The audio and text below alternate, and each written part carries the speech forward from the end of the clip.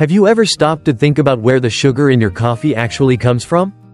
It might look like a simple white crystal, but behind every spoonful of sugar lies an enormous global industry. One that stretches from tropical farms to colossal machines. From rural workers to high-tech laboratories. We're talking about an agricultural and industrial miracle that produces hundreds of millions of tons of sugar every year. Today, we're going to follow one of the most surprising and efficient production journeys on the planet. How a tall, green stalk of sugarcane transforms into the sweet crystals we all use every day. Because this isn't just about farming. It's about scale, about science, and about sustainability. In countries like Brazil, India, and Thailand, sugarcane isn't just a crop. It's a cornerstone of the economy. And the factories that process it? They're engineering marvels, capable of converting entire truckloads of cane into refined sugar in just a few hours. But that's not even the most incredible part. What happens to the leftover parts of the plant? The crushed stems, the muddy sludge, even the syrupy residue, might surprise you even more. Nothing goes to waste. That waste becomes electricity, fertilizer, compostable packaging, even animal feed. In fact, many sugar factories generate more energy than they consume. So, the next time you sweeten your drink, remember, there's a whole world of machines, people, and science behind that tiny spoonful. And once you see how it all works, you may never look at sugar the same way again. In this video, we're diving deep into the journey of sugar. From towering cane fields to the shiny crystals in your kitchen. And trust me, it's a lot more fascinating than you think. If you've ever driven past a sugarcane field, you know the sight. Tall, green stalks stretching toward the sky, rustling in the wind, forming endless rows under the tropical sun. But behind that tranquil view lies one of the most highly coordinated agricultural operations in the world. Sugarcane isn't grown from seeds like most crops. Instead, it starts its life from stem cuttings, called esquejas. These are sections of mature cane stalks, each with one or more nodes, or eyes. When these cuttings are buried in prepared soil, they sprout roots and new shoots, slowly forming rows of young cane. It's an efficient method that allows farmers to clone productive varieties and ensure consistent growth across entire fields. In countries like Brazil, India, and Thailand, three of the world's leading sugar producers, these fields aren't just large, they are enormous. Some plantations stretch for thousands of hectares, organized like living factories, with staggered planting schedules, drainage systems, and access roads to accommodate massive harvesting machines. To manage such scale, farmers are turning to precision agriculture. They're no longer relying on intuition and luck. Instead, they use satellite imagery to monitor crop health from space, analyze soil samples to determine nutrient needs, and use weather stations to track rainfall and temperature changes in real time. Even drones now play a role, flying over the fields to identify patches of disease or pest activity before the naked eye can spot them. Irrigation is carefully managed to avoid both drought stress and waterlogging. Pest control is targeted and data-driven, and nutrient cycles are optimized, sometimes using waste from the sugar mills themselves, creating a circular system where nothing is wasted. The sugarcane plant takes nearly a year to reach full maturity. Over the course of 12 months, it absorbs sunlight, water, and minerals, slowly concentrating sugar in its thick, fibrous stalks. But growing the plant is only half the battle. Keeping it healthy over that long period is the real challenge. Weather can be unpredictable. A sudden drought or unseasonal flood can damage months of work. Insects and diseases, like cane borers or red rot, can spread quickly, especially in monoculture environments. That's why farmers must constantly monitor the fields, ready to act at the first sign of trouble. And timing is everything. There's a narrow window when the cane holds the maximum concentration of sugar. Wait too long, and the plant begins to degrade. Harvest too early, and the yield is compromised. This makes the decision of when to harvest one of the most critical in the entire process. Once the sugar content peaks, every hour counts. Farmers coordinate with harvesting teams and transport crews to move the cane quickly from the field to the mill. Before the sucrose levels begin to fall, this delicate balance, between nature and technology, between patience and timing, is what makes sugarcane farming such a high-stakes endeavor.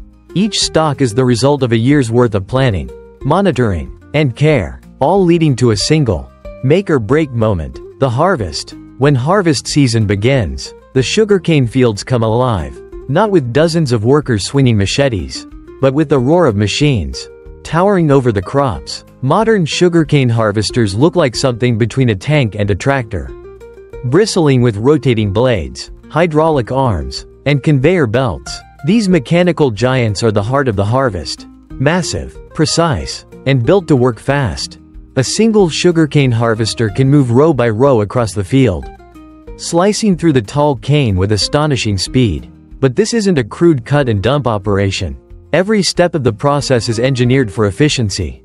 As the harvester rolls forward, its front-end blades cut the stalks at ground level, cleanly and close to the roots. Then, internal knives chop the cane into uniform segments, each about 30 centimeters long, ideal for handling and processing. At the same time, a powerful internal fan system blows away the leaves and loose debris, separating the usable stalk from the trash in a matter of seconds. What you're left with is clean, neatly chopped cane, ready for transport, without any need for manual sorting. What makes this even more remarkable is the real-time coordination with transport trucks. As the harvester fills up its internal bin, a waiting truck pulls up alongside it. Without stopping, the harvester uses an auger arm to unload directly into the moving truck. It's a synchronized dance of steel and timing, designed to keep the harvest moving without a single pause. To put it in perspective, one modern sugarcane harvester can do the work of more than 100 manual laborers. And it can harvest up to 120 tons of cane per hour.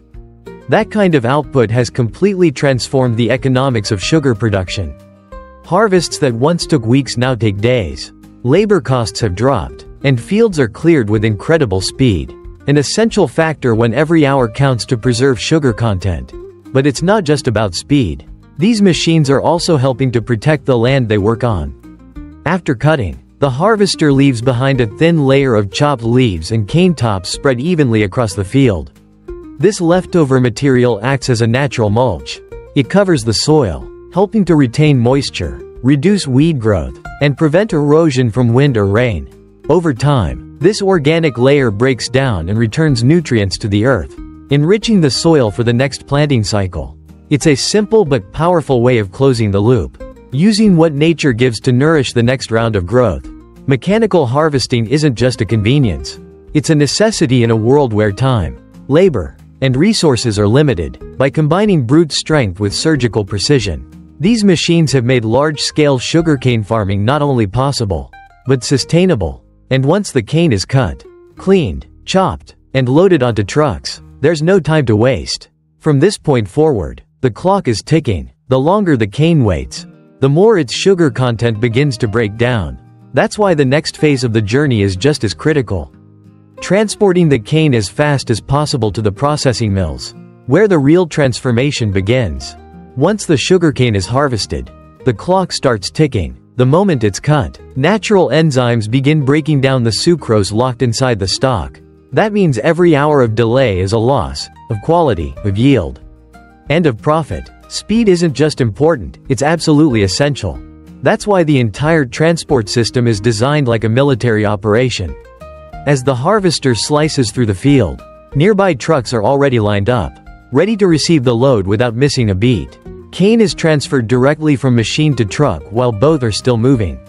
There's no waiting, no stockpiling, just a non-stop flow from field to road. These trucks don't travel far. Sugar mills are deliberately located within just a few kilometers of the plantations. In some areas, the mill is so close that it's visible from the edge of the field. This proximity is no accident.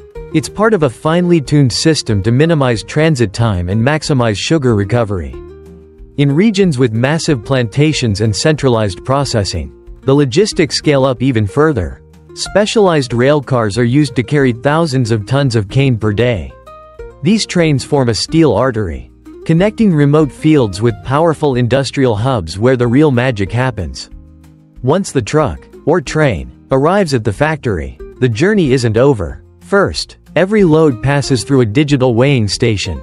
The system logs the exact mass of the cargo, linking it to a database for traceability and payment. Then, a sample of the cane is taken for laboratory testing. Technicians analyze sucrose levels, check for moisture content, and detect any impurities or contaminants. These test results don't just inform the processing strategy. They determine how much the farmer will be paid. Higher sugar content means a better price. Lower quality or excessive impurities can reduce the value of the load. It's a fair but strict system that rewards precision in farming and timing in harvest. After check-in, the cane is dumped into giant hoppers, massive steel pits that act as the entry point to the mill. From here, conveyor belts carry the stalks into the heart of the factory, where the sugar will finally begin to reveal itself. The journey from field to factory may only take an hour or two, but it represents a finely tuned choreography of machines, people, and systems working in perfect sync. And now, with the cane safely inside the gates, it's time for the next transformation to begin. Inside the factory, the sugarcane begins a dramatic transformation. What was once a tall green stalk in the field now enters a high-speed industrial ballet, one designed to extract every possible drop of sweetness. The first step is cleaning. As the cane moves along a network of conveyor belts, it's blasted by high-pressure water jets. These jets, combined with mechanical agitation, remove the dirt, stones, and roots that came in from the field. Even the smallest rock could damage the powerful machines ahead. So this stage is as much about protection as it is about hygiene. But this process uses thousands of liters of water. And here's where efficiency kicks in. Instead of letting it go to waste, the dirty water is filtered, treated, and recycled back into the system. In many factories, the same water can be reused multiple times, drastically cutting down on consumption and environmental impact. Now that the cane is clean, it's time for the real work to begin. Juice extraction. The stalks move into a crushing zone lined with a series of massive steel rollers.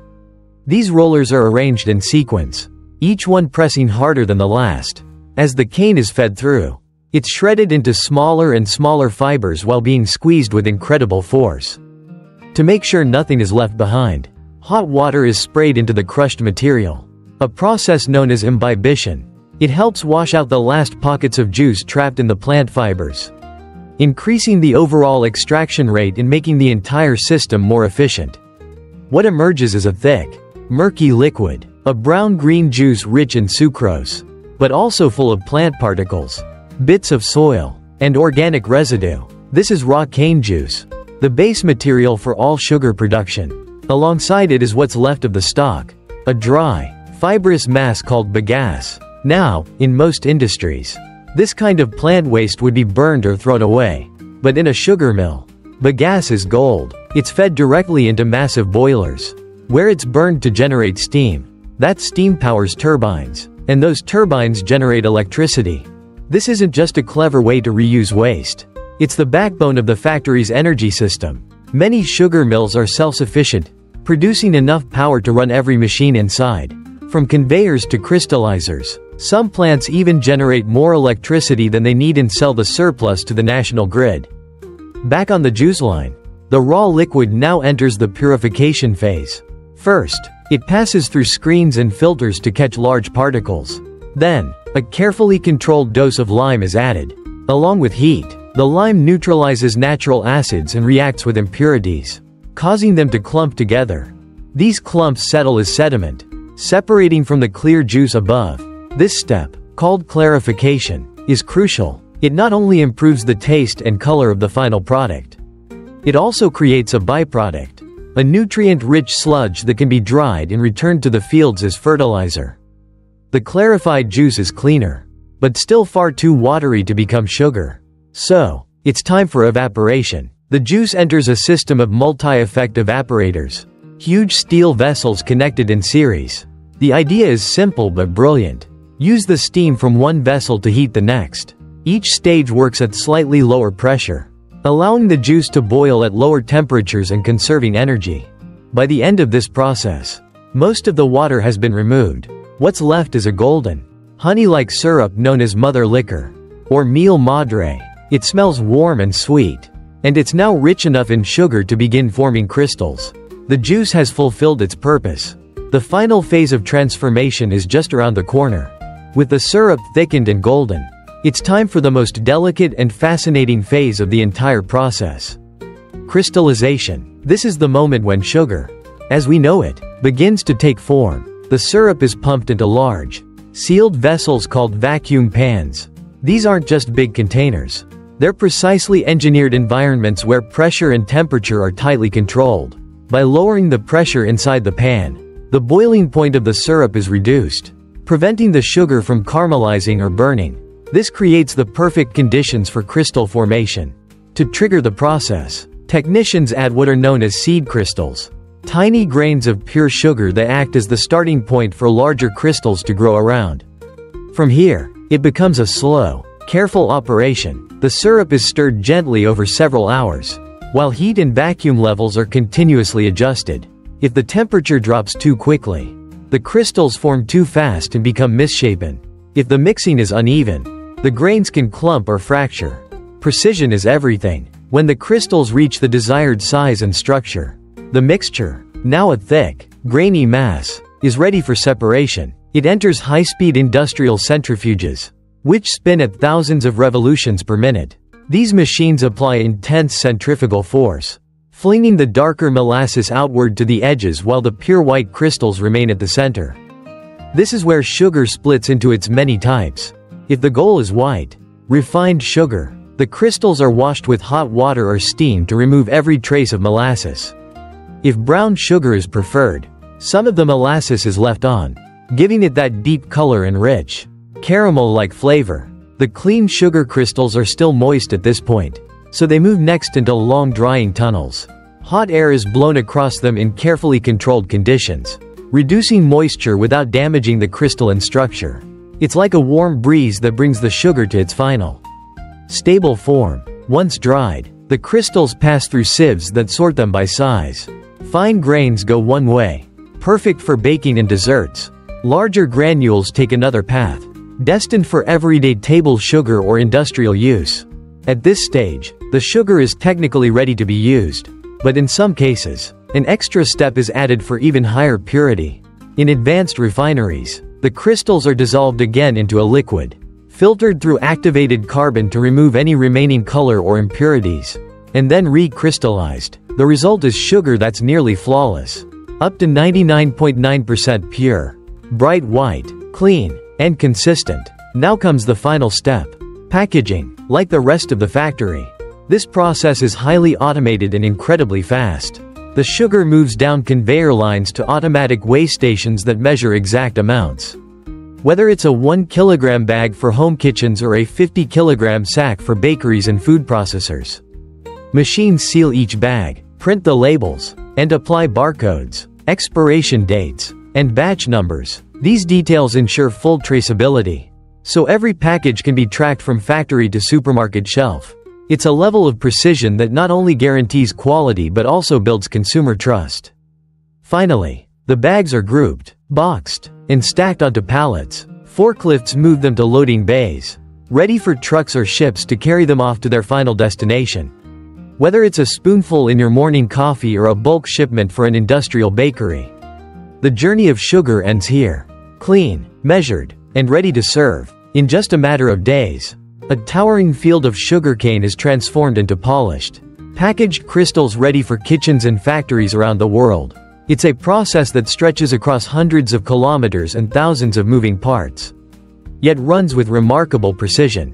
From planting to packaging, the harmony between engineering and nature creates something truly extraordinary.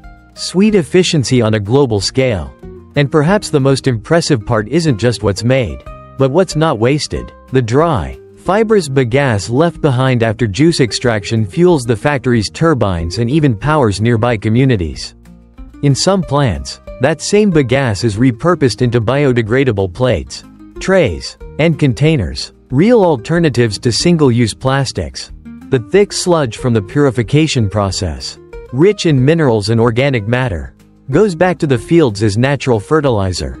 Even the leftover molasses, once seen as a sticky byproduct, now plays multiple roles, as livestock feed, a base for fermentation, or even as raw material for producing clean-burning bioethanol. What we're seeing is a circular economy in action. Every part of the cane finds new life. Every step is optimized not just for profit, but for sustainability. And with each innovation, the sugar industry moves further from fossil fuels and closer to a future where food and energy are produced hand in hand.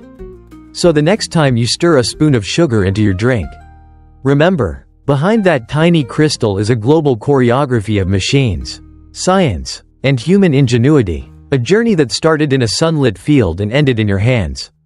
Which part of this process amazed you the most? Let us know in the comments.